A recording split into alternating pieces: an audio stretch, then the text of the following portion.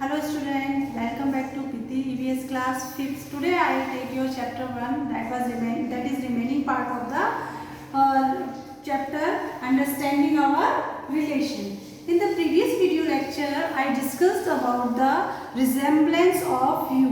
आपकी resemblance के बारे में डिस्कस कर चुके थे कि आपका फेस किसकी तरह दिखता है. You have to fill in your book. आपकी nose किसकी तरह है, आपकी lips किसकी तरह है. These things we discussed in the previous video lecture.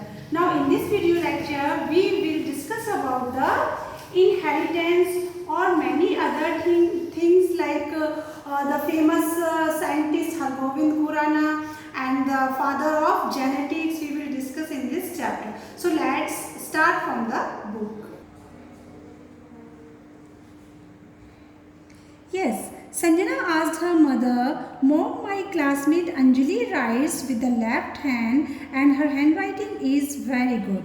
Sanjana अपनी मदर से पूछती है कि मदर, मेरी क्लासमेट यानी कि उसकी सहपाठी जो उसके साथ पढ़ने वाली अंजलि है वो हमेशा लेफ्ट हैंड से राइट करती है and her hand writing is very good, और उसकी हैंड राइटिंग भी बहुत अच्छी है.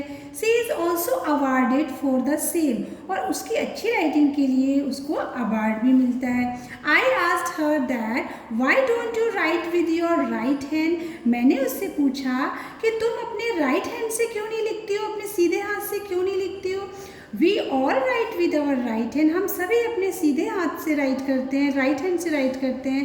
She replied, I do all my work with my left hand. मैं अपना सारा वर्क लेफ्ट हैंड से ही करती हूँ, मतलब उल्टे हाथ से ही करती हूँ. और हिंदी में कह सकते हैं आप दायां या बायां. जो लेफ्ट हैंड होता है उसको उल्टा या बायां हाथ कहते हैं, और जो राइट हैंड होता है उसको दायां या सीधा हाथ कहते हैं. I even try to write with my right hand but I was unable to do it. मैंने भी अपने राइट हैंड से लिखने की कोशिश की लेकिन मैं ऐसा नहीं कर सकी.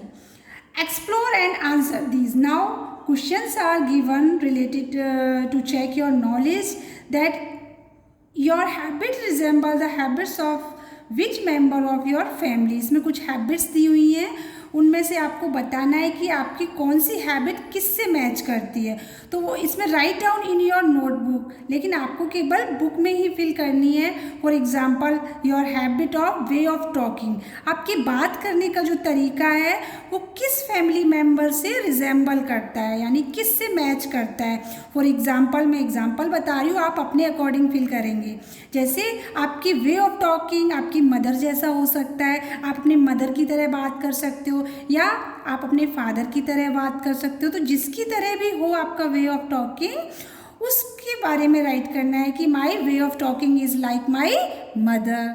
वे ऑफ वॉकिंग, ऐसे ही आपको वे ऑफ वॉकिंग आप किस तरीके से चलते हैं वो भी आपको इसमें राइट करना है. फॉर एग्जाम्पल योर वॉकिंग में भी like your grandfather, your grandmother etcetera. So you have to fill in this box.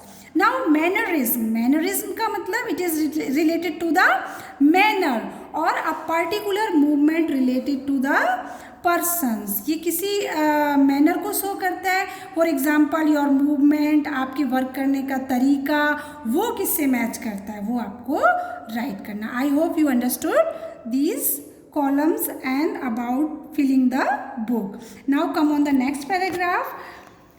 The physical characteristics are inherited in the children from their parents and grandparents. जो हमारी शारीरिक विशेषताएं होती हैं, characteristics का मतलब विशेषताएं, जो हमारी शारीरिक विशेषताएं होती हैं वो बच्चों में कहाँ से आती हैं, वो पेरेंट्स या ग्रैंड पेरेंट्स के द्वारा इनहेरिट होती हैं, उनके द्वारा आती हैं, ट्रांसफॉर्म होती हैं. These characters are known as hereditary characters and this phenomena is called inheritance. That is, इसका क्या मतलब होता है, that is transform of characteristic from generation to generation.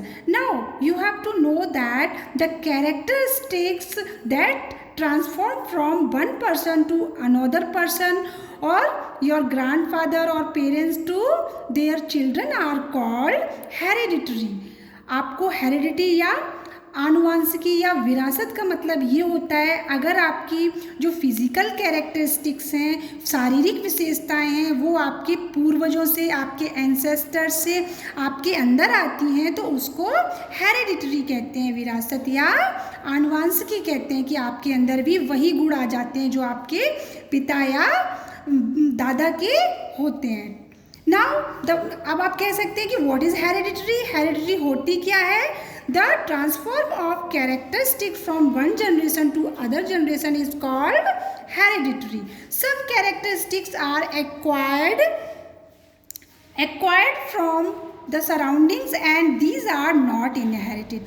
कुछ कैरेक्टरिस्टिक्स ऐसी होती हैं जो हम एक्वायर करते हैं, अचीव करते हैं अपने एटमॉस्फेयर से, अपनी सराउंडिंग से, वो इनहेरिटेड नहीं होती हैं। मतलब वो हमारे अंदर माता पिता से या दादा दादी से या हमारे एंसेस्टर्स से या पूर्वजों से नहीं आती है। वो हमें हमारे अंदर कहाँ से आती है, कहाँ से एक्वायर करते हैं? अपनी सराउंडिंग से, अपनी एटमॉस्फेयर से।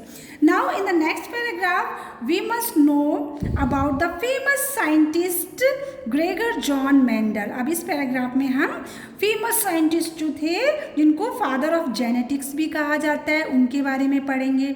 तो Gregor John Mendel has done a lot of experiment on the P plant. P means मटर।